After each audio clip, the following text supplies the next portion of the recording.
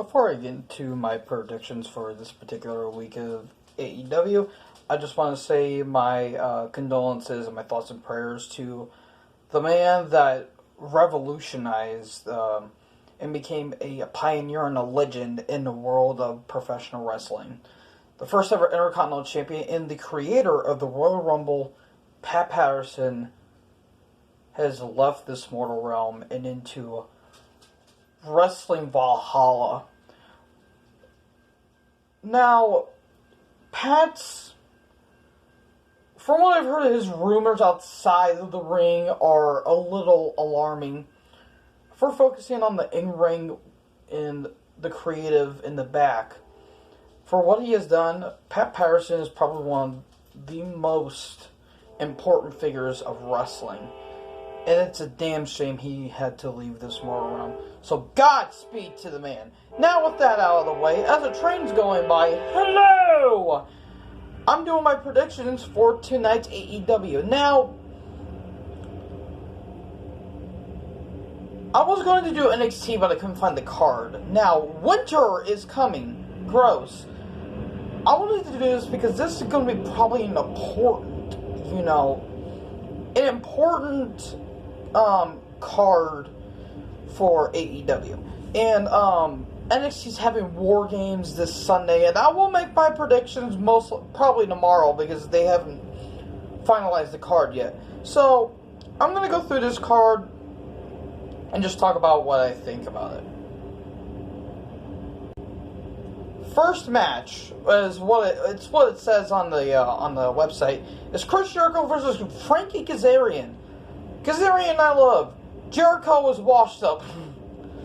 Jericho cannot go without more than 5 minutes without being gassed. He can barely do the Judas effect. Shenanigans are going to get involved. Jericho's probably going to win, but I'm going to predict Frankie.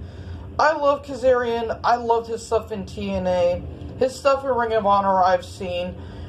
Him, Scorpio Sky, and Daniels is nothing but phenomenal. SCU.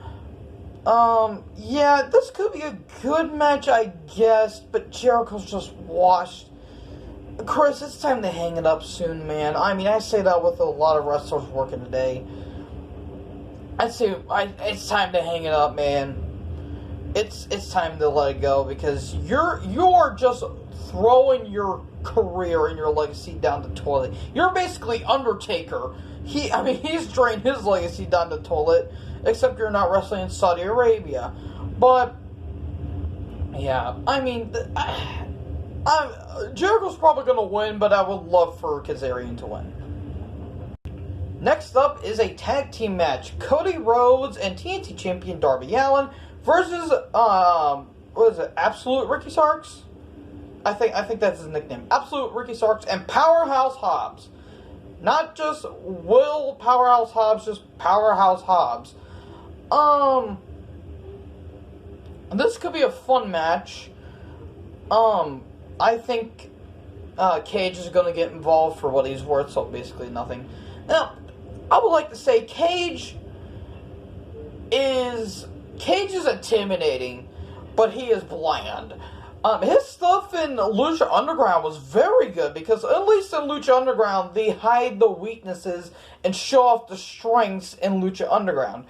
And also, Melissa Santos, yes please. I'm not trying to say that just because I'm weird, because Melissa Santos and Brian Cage are dating in real life. They're married, I believe, yeah. Taz is probably going to get involved. Taz, by the way, Jesus Christ. His son's probably going to get involved with Cody. Cody, what the hell has happened with Cody? He had a bizarre segment with him and Brandy that involved Jay Cargill and Shaq. Shaq wasn't there, but Shaq's name got dropped. And now he's probably going to be feuding with Taz's son? Hook? Hook and Mouth? No, not that. Not the Megadeth song. I don't know. This AEW's been weird. Not as weird as NXT, but it's just what they did with Cody is just bizarre. With that being said, probably Starks. Starks is an absolute godsend. I love Darby, even though I don't know why he's trying to leave this mortal realm. Will Hobbs is very good. He was green. He's starting to show. Cody is Cody, therefore his ego can get in front of him a numerous amount of times. But with that being said, I think Starks and Hobbs are going over. Next up, we have Britt Baker versus Layla Hirsch. I've seen a little bit of Layla Hirsch. She's got potential. Britt Baker, amazing. Her and Shivani have great chemistry, though the segments can be very random. That frickin' spa segment, I have no idea what the hell that was about. But that out of the way, this could be a very good match. I think give Hirsch some more screen time. Same with Kylie King. Kylie King is phenomenal. If you've not seen her work, please do. Layla Hirsch, she's a potential star making. She might be good in 2021. I think Baker's going to win. If Hirsch wins, that will give her a little more leeway, but I think Baker's going to win this one. And then we have the Dynamite Diamond Battle Royale. MJF is going to defend his diamond ring. The participants are MJF, obviously, Wardlow, Hangman Page, Sammy Guevara, John Silver, Alex Reynolds, Zay Cassidy, Mark Quinn, Matt Hardy, Matt Sydal, Shawn Spears, Orange Cassidy, Scorpio Sky, Matt Sydal, Kip Sabian, and Miro. What the hell is going on with Rusev, or Miro, I should call him now? He left WWE, or WWE fired him because they're stupid. He goes into AEW and he's put in mid-card. I have no idea what they're doing with Miro, but I was going to think that MJF was going to win this, but I think, did I say Shawn Spears? I think, yeah, Shawn Spears is in this match as well. I think Sabian's going to win this, because he's going to give it to Penelope Ford, and then they're going to get married, and then maybe shenanigans goes on between us two. This should be pretty fun, entertaining, even though there's a couple Dark Order members. Okay, I would like to say I do not hate the people in the Dark Order. Just the gimmick is trash. Anna Jay's good. Uno and Grayson, they're a pretty good. They're a decent tag team. John Silver, he's actually pretty good, and Alex Reynolds is pretty good. Brody Lee, I don't care about him. I'm sorry, I don't.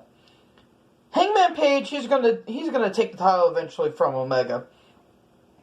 And, you know, you get those pieces. Why is Hardy there still? I have no idea. Matt Sydal's in. I like him. Yeah, I think Sabian's gonna win this, and this should be a pretty fun match. And then the main event. Jon Moxley versus Kenny Omega.